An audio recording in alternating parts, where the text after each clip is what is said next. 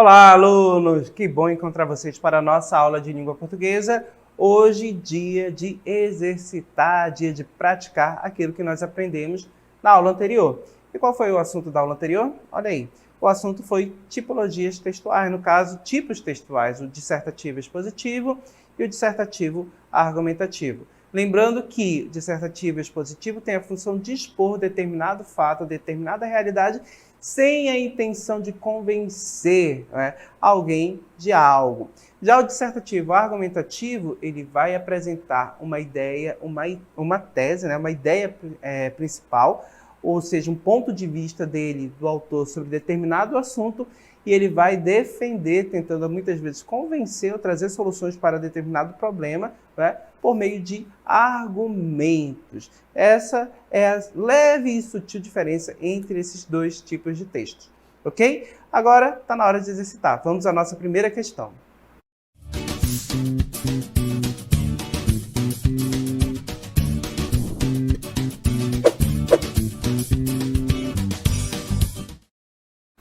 Muito bem, primeira questão, a leitura é por conta de vocês, tá bom? Temos aí 5 alternativas, um questionamento referente ao texto com 5 alternativas. Boa leitura a todos e bom exercício. Até mais!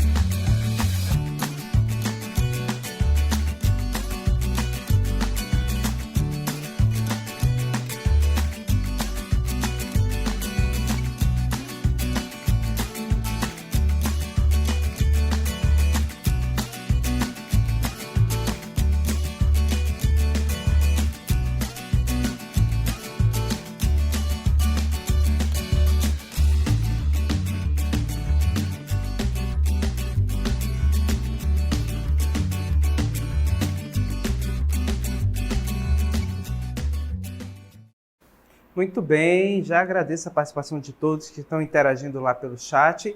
Lembrando que nos nossos textos, as nossas questões, elas também estão lá no caderno do estudante. Então você pode fazer o seu exercitando, no caso, o seu praticando, respondendo as questões do caderno, que são as mesmas que nós mostramos aqui durante a aula.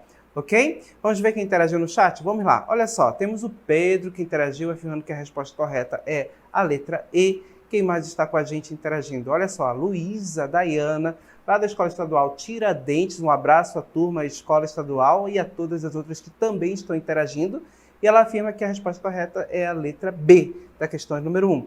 Tem mais alguém interagindo? Vamos lá. Quem mais interagiu com a gente? Olha só, o Edson, o Ed Joffrey, que interagiu com a gente lá da Escola Estadual Senador Petrônio Portela, afirmando que a resposta correta é a letra B. Agradeço a participação daqueles que estão aqui com a gente, partilhando as suas aprendizagens, compartilhando conhecimento com a gente. Olha só, o Darlan Guilherme também respondeu e ele afirma que a resposta correta é a letra B.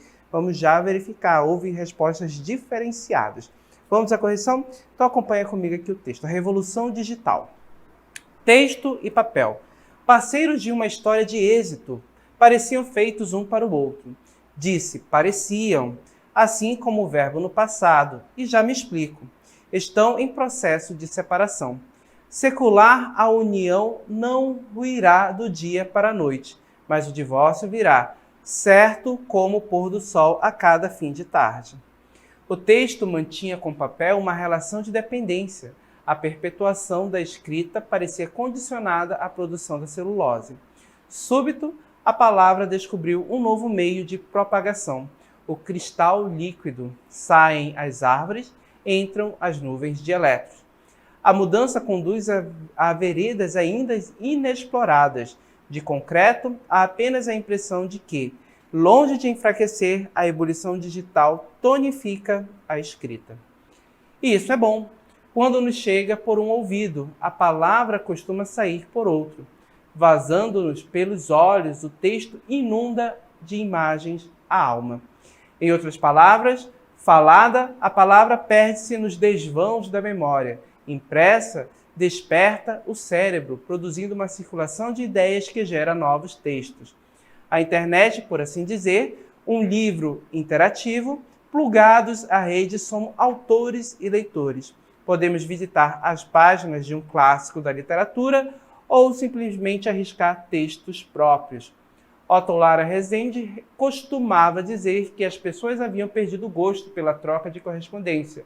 Antes de morrer, brindou-me com 2 telefonemas. Um deles prometeu: mando-te uma carta qualquer dia desses. Não sei se teve tempo de render-se ao computador. Creio que não. Mas vivo, Otto estaria surpreso com a popularização crescente do correio eletrônico, o e-mail. O papel começa a experimentar o mesmo martírio imposto à pedra quando da descoberta do papiro.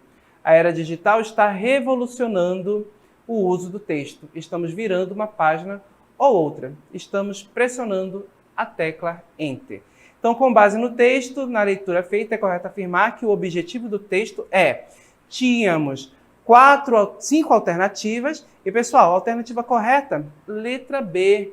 Ele discute as implicações da era digital no uso da escrita. Então, eu percebo que com a era digital eu tenho a escrita sendo vinculada em outro meio que antes era no papel e agora passa para o meio digital, e as questões que estão em torno dessa mudança do meio, ok? Então vamos à próxima questão, questão de número 2, com vocês agora.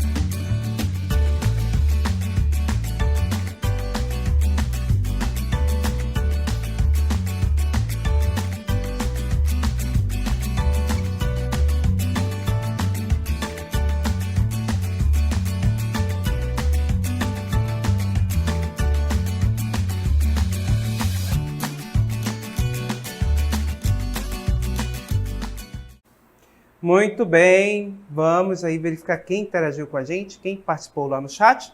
Então, temos diversos alunos participando, mandando as respostas, interagindo com a gente. Esse é o uso correto do chat, ok? Olha só, a Poliana respondendo aí que a resposta para essa questão é a letra A, questão de número 2. Quem mais está com a gente?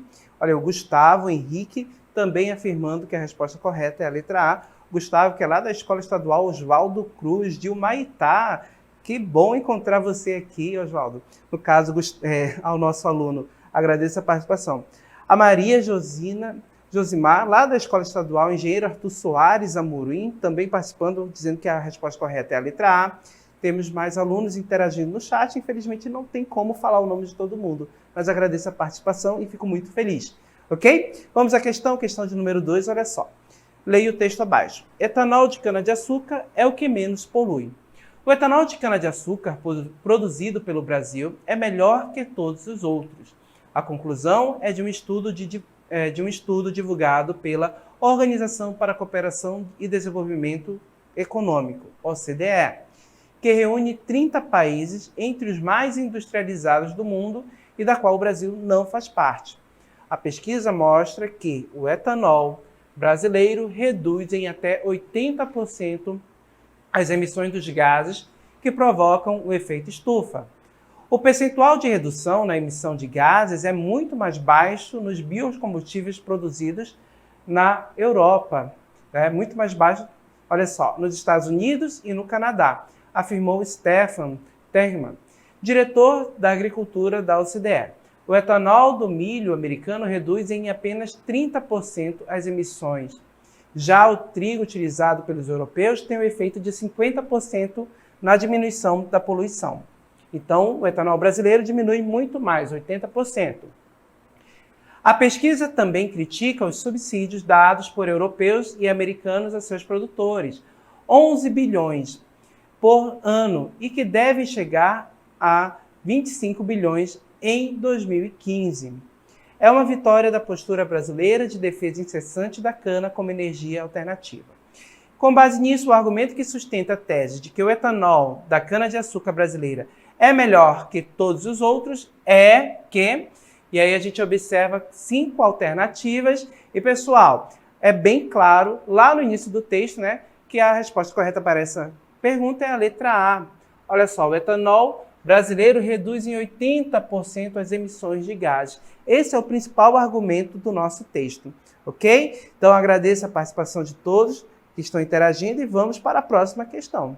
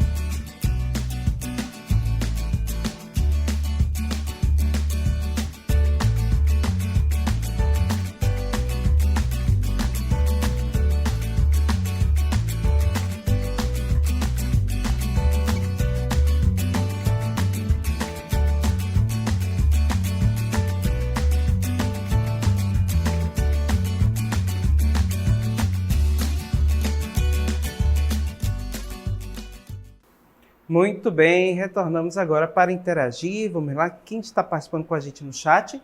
Muitos alunos participando, eu fico feliz e agradeço já de imediato a participação de todos. O chat é o local para a nossa interação. Poliana afirmando que a resposta correta para essa questão é a letra A. Quem mais interagiu com a gente? Olha só, a Vitória, também afirmando que é a letra A. Vitória lá da Escola Estadual Cecília Ferreira da Silva. Um abraço à escola, às turmas de lá e a todas as outras turmas também das outras escolas. Temos a Rita afirmando também que a resposta dessa questão é a letra A. Até agora predominou a letra A como resposta. Vamos já verificar qual é realmente a resposta correta, certo? O Everton também afirmando que a resposta correta é a letra A. Tem mais aluno participando? Tem, sim, claro que tem, mas infelizmente não há tempo para ler o nome de todos e interagir com todos, certo? Vamos corrigir? Então, na questão 3, desmatar não vale a pena. Desmatar é ruim, mas traz crescimento econômico. Isso é o que fizeram você acreditar durante muito tempo. A realidade é bem diferente. O modelo de ocupação predominante na Amazônia é baseado na exploração madeireira predatória e na conversão de terras para agropecuária. É o que eu chamo de boom colapso. Nos primeiros anos da atividade econômica baseada nesse modelo, ocorre um rápido e efêmero crescimento, o boom. Mas, em seguida, vem um declínio significativo em renda, emprego e arrecadação de tributos, o colapso. A situação de quem era pobre fica ainda pior. Esse modelo é nefasto, em todos os sentidos. O avanço da fronteira na floresta é marcada pelo desmatamento, pela degradação dos recursos naturais e, se não bastasse tudo isso, pela violência rural.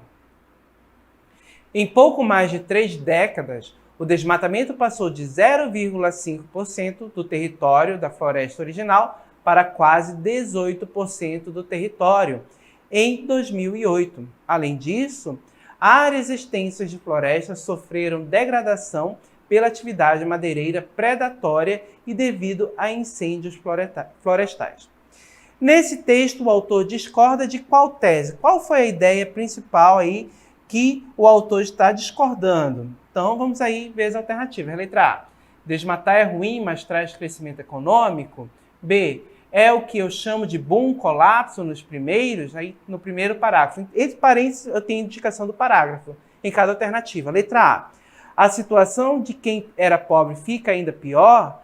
D, esse modelo é nefasto em todos os sentidos. Ou letra E, o avanço da fronteira da Amazônia é marcado.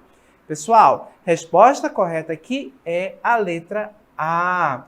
Ela discorda exatamente dessa ideia, que desmatar é ruim, mas traz crescimento econômico. E aí ela utiliza a sua argumentação, o autor traz a argumentação falando que esse modelo de desenvolvimento é o boom colapso, é aquele que traz um momento de riqueza, mas depois você tem um momento de declínio. E também que isso traz muitos danos à floresta. A ideia que ele discorda é exatamente essa, ok? Então, agradeço a participação de todos e vamos para a próxima questão.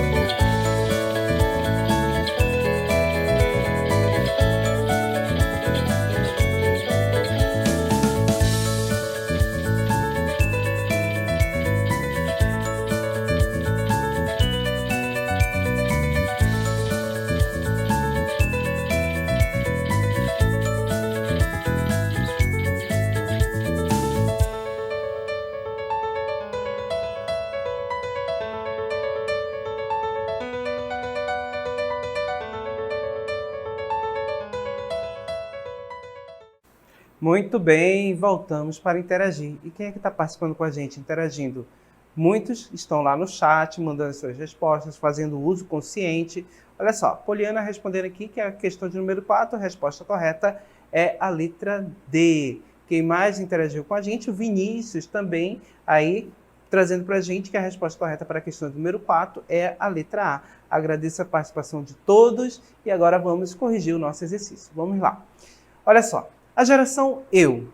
O iPod pode formar crianças sem interesse pelo mundo.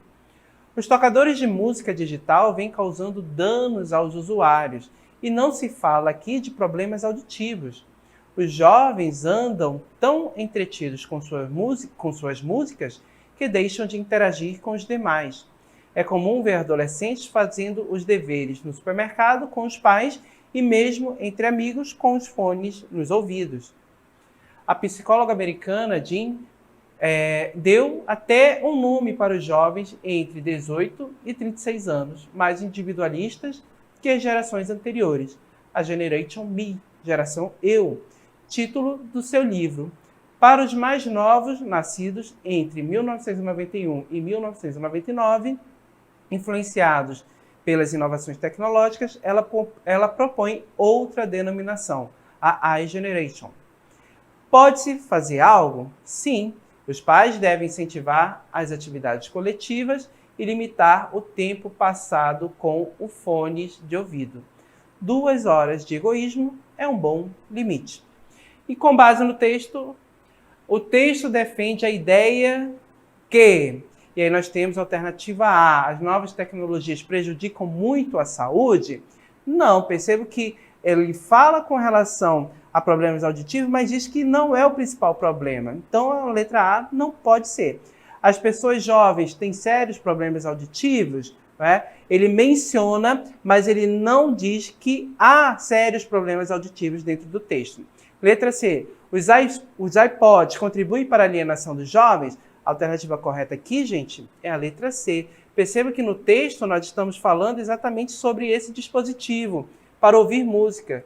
O iPod. E olha só, o iPod pode formar crianças sem interesse pelo mundo. Olha só, esses iPods são exatamente os tocadores de música.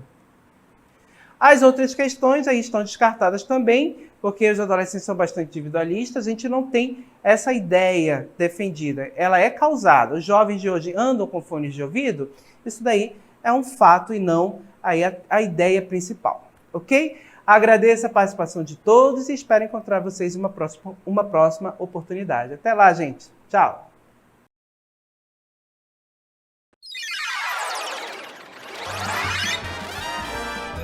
A sua aula continua no próximo vídeo.